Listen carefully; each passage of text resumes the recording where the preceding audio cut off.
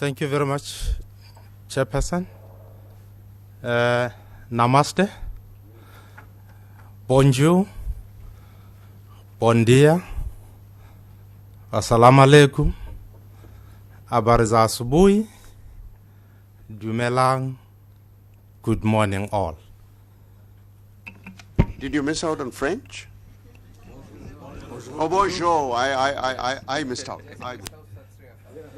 But in any case, for those that I did not address you in your own language, please assist me. It means I haven't had an opportunity to learn your language. Assist me to learn it so that next time I meet you, I can greet you in your own language. Yes, as part of this session, I would like to take this opportunity to share with you the presentation we have prepared on behalf of South Africa as our contribution to this theme. This will be the outline of our presentation.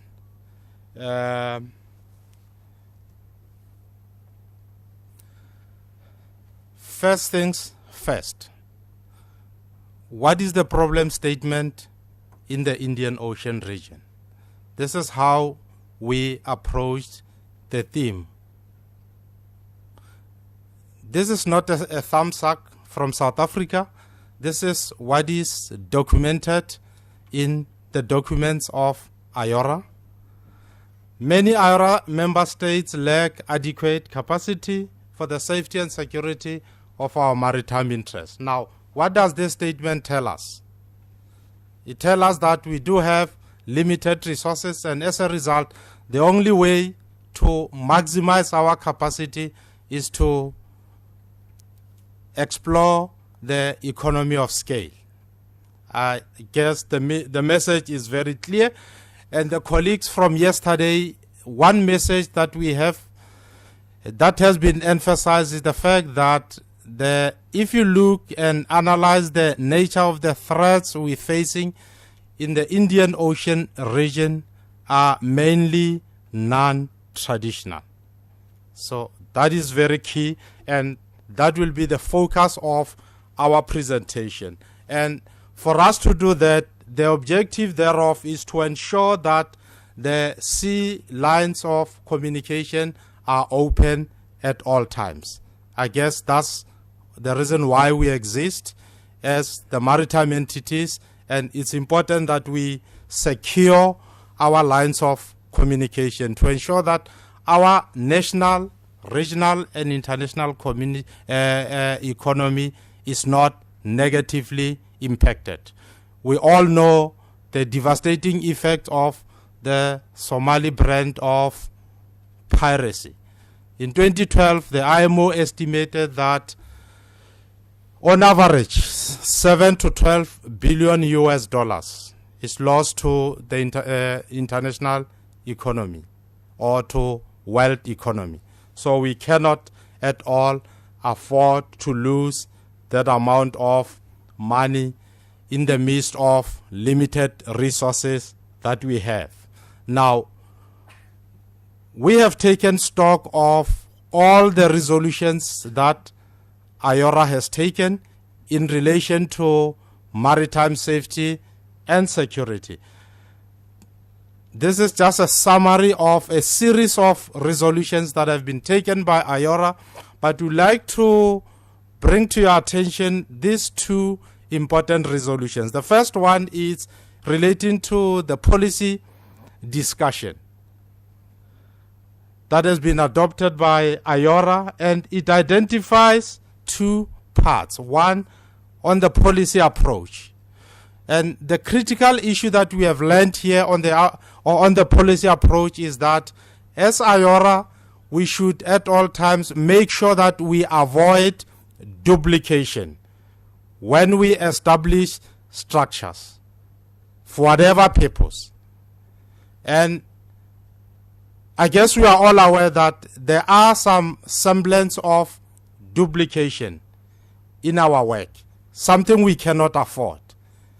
Duplication leads to unnecessary competition, and wastage of resources.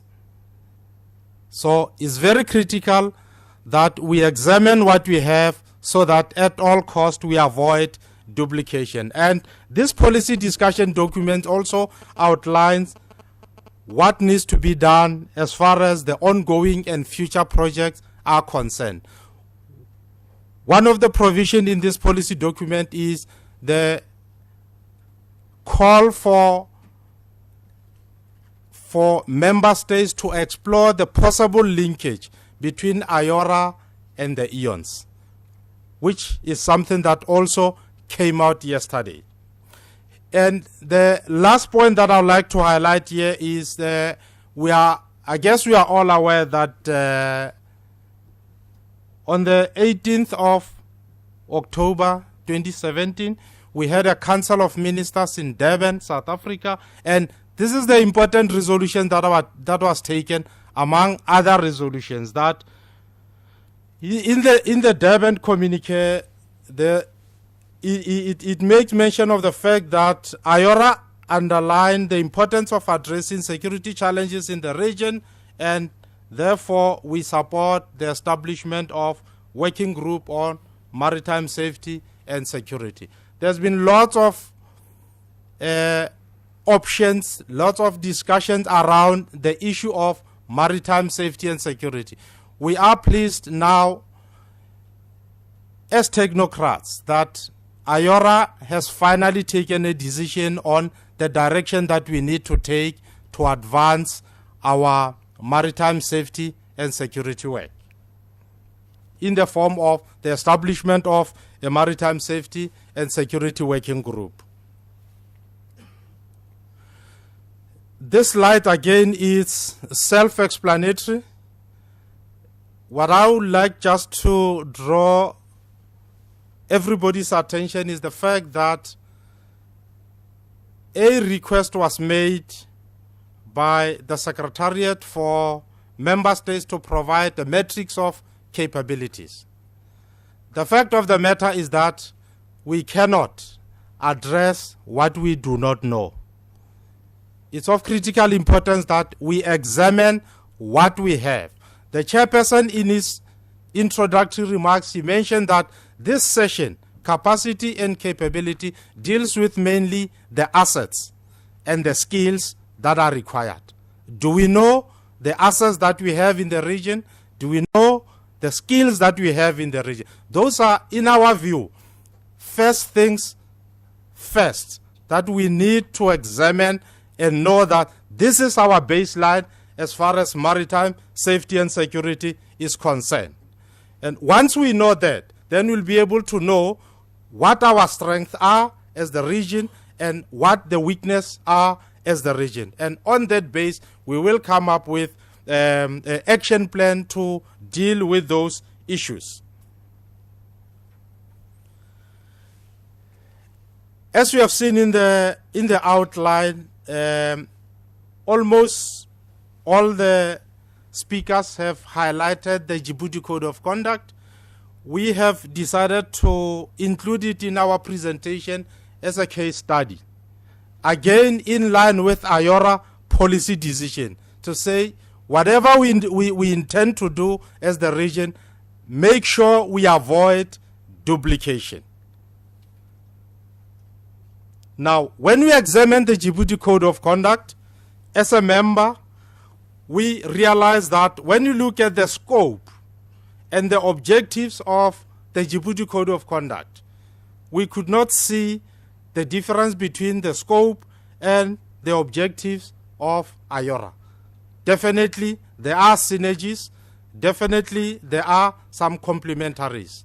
And we strongly feel that these are some of the things that we really need to examine so that we do avoid the duplication as a policy position of IORA. Obviously, what we need, all of us, all member states, maritime security training is one of them, information sharing, all of us.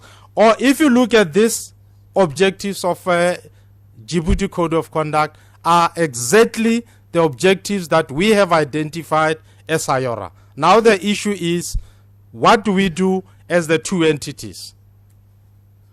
This is the comment that we are making, and in the end to say, are there any synergies that we identify that we need to explore?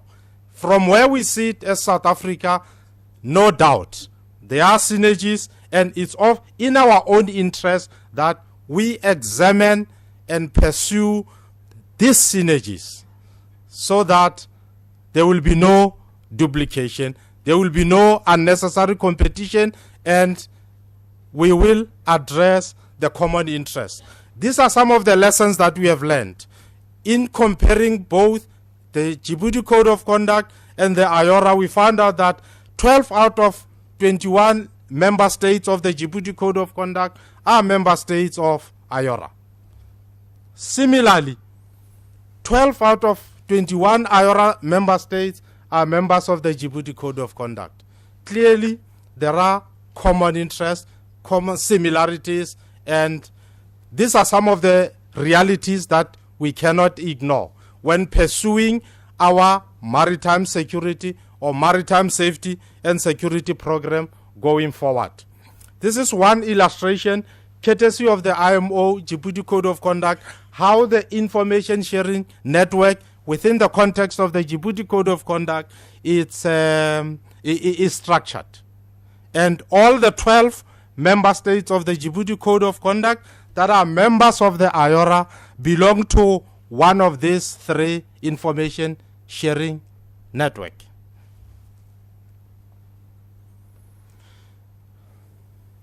Again, from yesterday, the issue of the civil-military partnership, with particular reference to the Indian Ocean Naval Symposium, was highlighted. And there are three key issues that I've learned yesterday. One is that IONS is at the core of maritime safety and security in the region. Secondly is that, thank you.